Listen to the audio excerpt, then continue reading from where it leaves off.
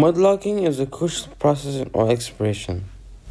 It involves analyzing rock cuttings and drilling fluids to gather valuable data about subsurface formations.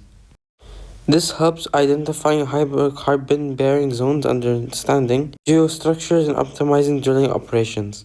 Specialists analyze gas levels and cutting at the surface to guide drilling decisions, detect potential hazards, and provide detailed geological records on the borehole.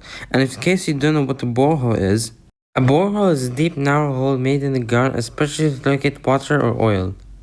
Hope to see you next episode. Bye.